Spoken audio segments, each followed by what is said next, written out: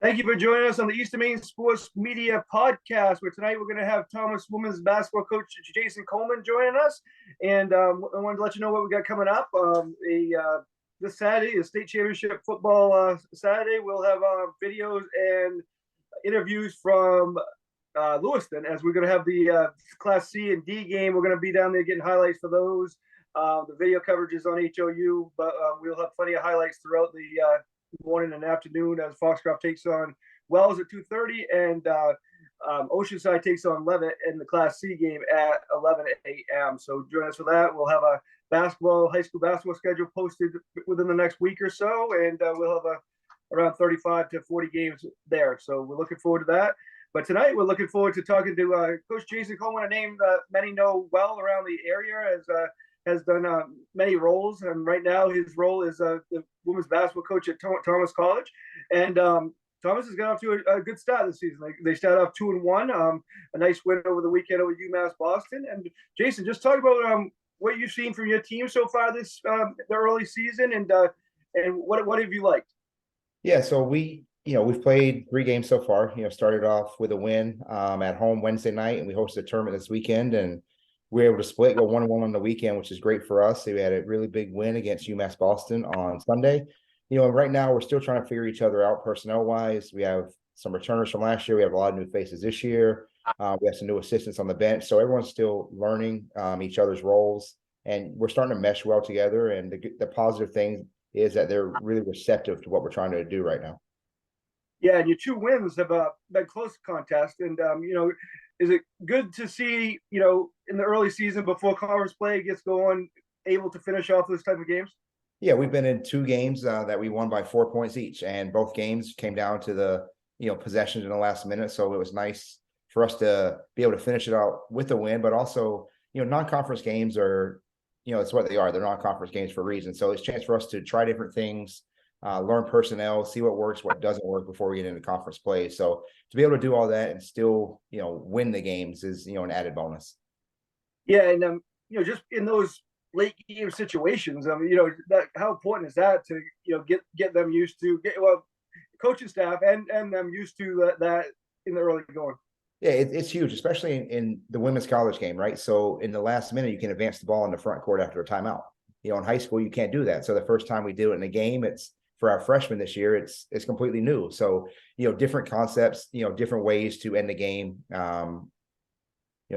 strategy wise and personnel wise, so it's really big for us to get these in-game experiences instead of just working on it practice every day. So it's nice to be able to do it against somebody else and see it all come to fruition.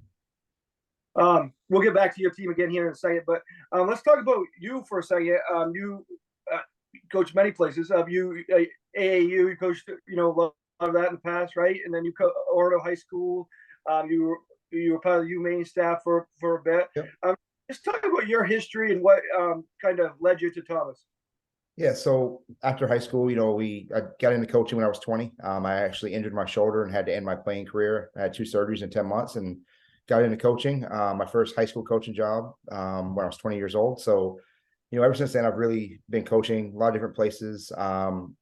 Lived in Indiana for a couple of years, and when my wife and I, before we were married, we were living out there and got engaged. And after our wedding, we moved back to Maine, and that's when I took over at Orono High School. I was coaching in Indiana for a while, so that was nice to coach out there. But we moved back in 2010, went to Orono High School, had a great time there, coached 3 sports there, and then joined the staff at UMaine. Which was a great experience. And then the opportunity presented itself to become a head coach at the college level at University of Maine, Augusta. So I did that, and that led to the job at Thomas, having that head coaching experience in college. So we moved the family down. We were living in Orono, moved the family down last August, and, we love it here. One of the positives about Thomas is everything that they said they would do, they have done at this point. They've helped us build our program. Anything we've needed that we've asked for, they've honored it and they've gotten it for us. So, it's a really good spot to be. The campus is growing. We got a brand new sports complex that just opened. We have a new gym coming off the back of that. So there's a lot of positive momentum there athletically, so it's, we're really enjoying ourselves. My 3 boys love the area. They have close friends down here now. So, it's really a good fit for us. Nice. And How did that experience at UMaine maybe help you in your head coaching career so far in college? Yeah, well, it just shows you the other side, So I saw at that level how much goes into it, and the reality is at the Division III level, it's that and more, right? So you have to recruit without athletic scholarships. You have to do all the day-to-day operations at the Division I level. You have multiple people to help you do, but it just helps, understanding, what it takes, and how to get to that point, and how valuable your time is, and how organized and you know you have to be on a day-to-day basis, so you don't get behind or you don't miss out on not only recruiting but the day-to-day processes of running a college athletic program. Now, I've seen you coach plenty of games in the past and recently on video and whatnot, but I know how good you are in-game coaching. But at the college level, it's obviously much more than that. You're looking for talent. What are you looking for when you're recruiting? What are you looking for in a player and as a person? Yeah, so we recruit character first, because what I've learned and what I've seen is if you have a high character, student athlete, they're a lot easier to hold accountable. They're a lot easier to trust, on the court, off the court, attending classes. So we recruit character first, but then we also recruit versatility. I like players that can do more than one thing, right? So we don't want to handicap you to just being a point guard or just being a back to the basket player. So we like a lot of versatility.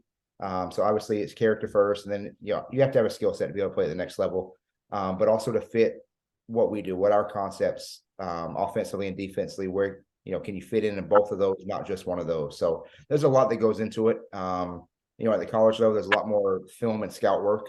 Everyone with the technology today, everybody's calls and plays before you even get there. So it really comes down to who can execute better and who makes the less mistakes in crunch time. Looking over your stats briefly a little bit earlier, and obviously there's only 3 games so far in the season, but you have, from what I saw, you had 9 players averaging around 14 minutes or more. Is that kind of getting your rotation down here early in the season and kind of seeing what you have and trying to get everybody plenty of minutes here early? Yeah, a lot of it is we're still trying to figure out our personnel, right? So, and the best way to do that is to get film against somebody else, right? We have our film every day when we practice, but to see how it translates against somebody else, see who plays well together, who meshes well together, and who doesn't, right? I mean, sometimes your best player might not mesh well with a certain group of other players, so we got to find ways to, give them their strengths with who's around them. So, it's a feeling out process, and that's why we play a tough non-conference schedule. And if we can, steal a couple along the way, that's a bonus. And you got a lot of local kids, a lot of kids that we here at East Maine Sports cover. And it just seems like a lot of talent.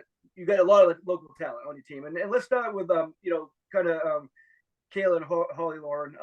Great athletes at Penobscot Valley. And what do they bring to the squad? So, I mean, their immediate contribution is their work ethic, right? I mean, their high school coach instilled that in them. Nate does a really good job getting his players and his, student athletes play really hard for him at all times. And, they've really brought that with them.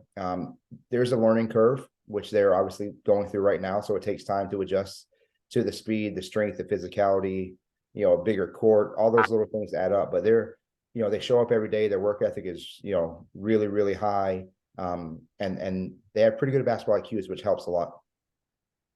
And another player from Mount View High School, Hannah Coleman.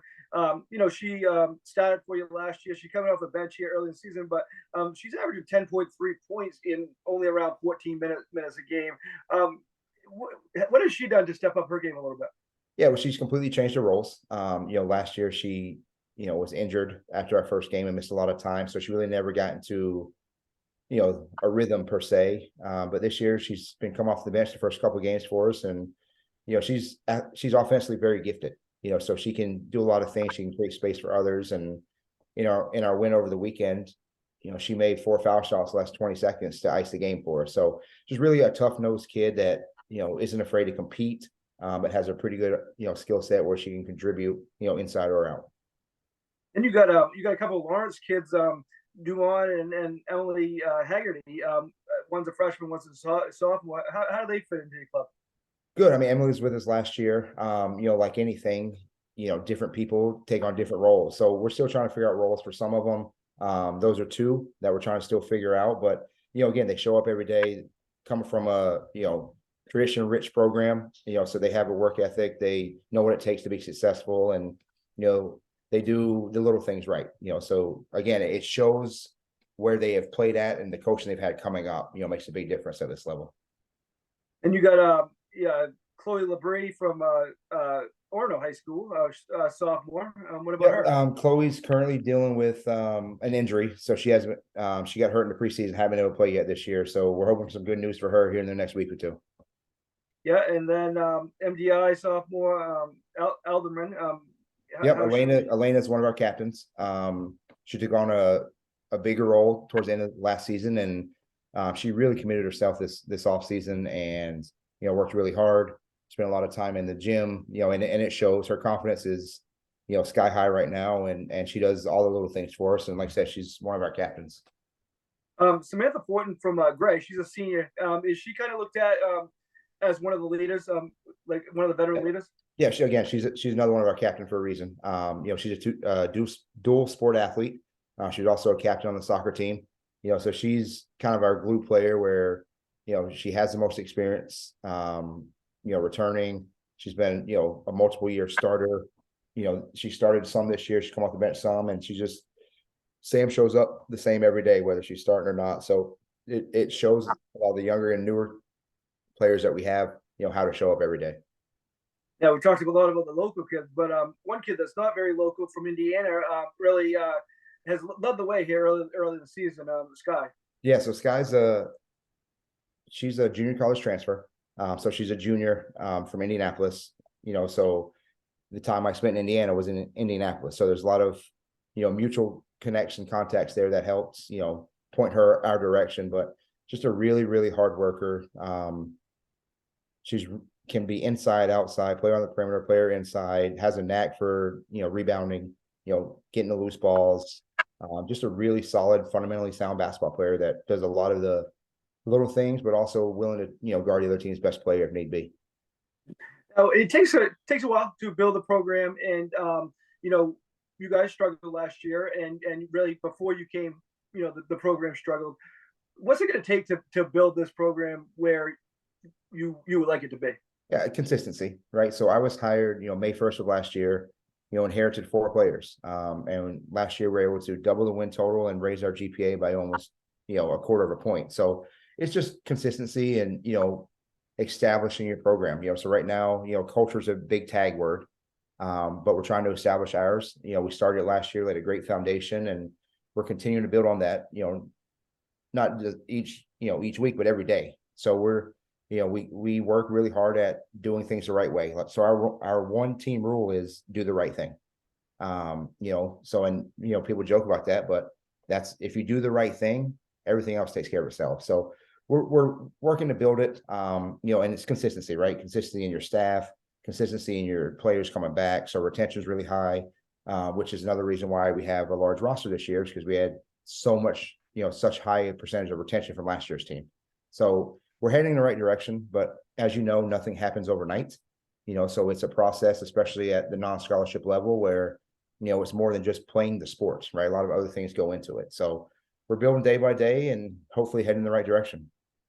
Now you're in a tough conference. What are your expectations for your team this year?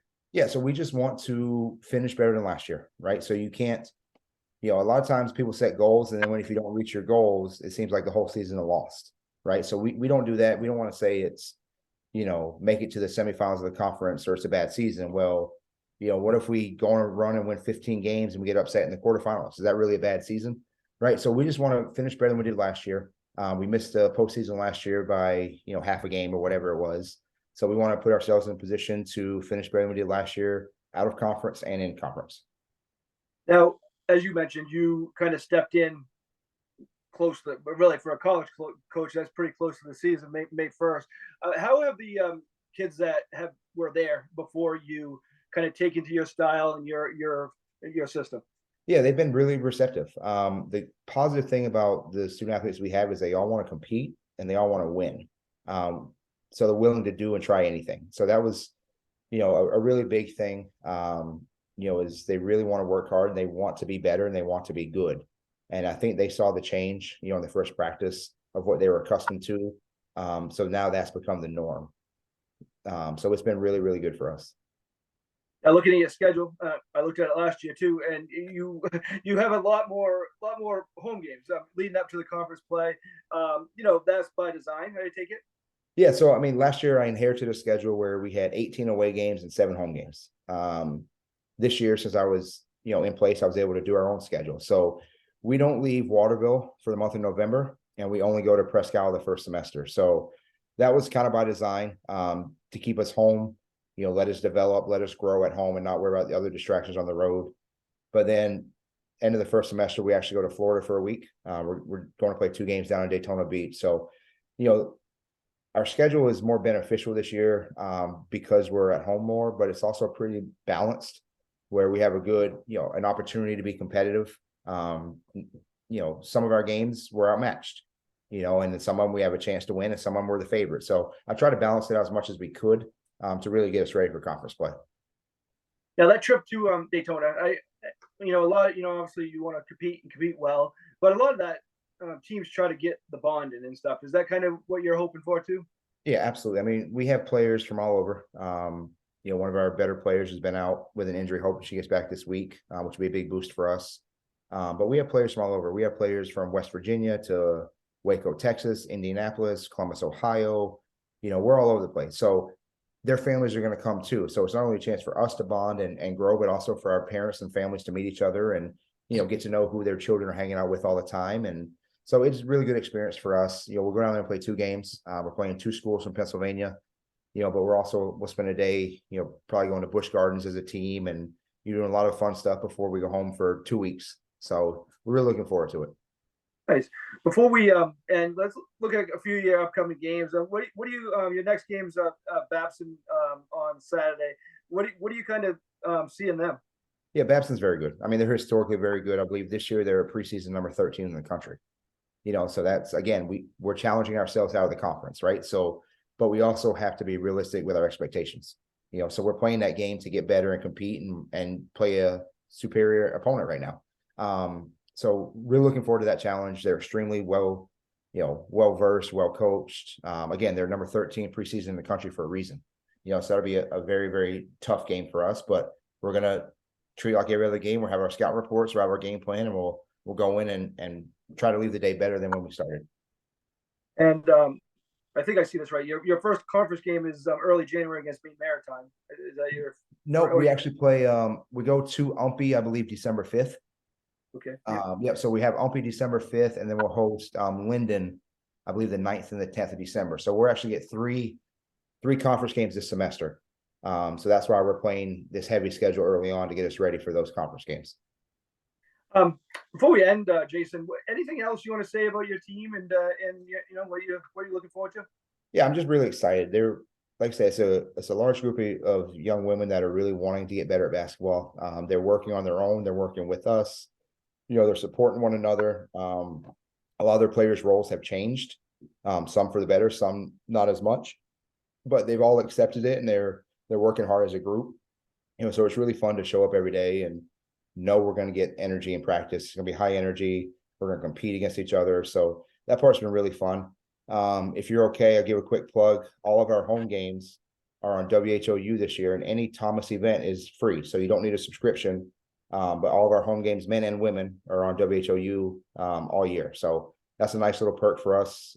Thomas has a sponsorship with them, so our games are free, no purchase required. So yeah, and I caught a little bit of some of your games over the weekend, and good to see. And, yeah, definitely people take advantage of that and check that out. And I want to thank you for joining me tonight. And maybe later on the season, once you get a conference play in January or something, we can catch up and talk again.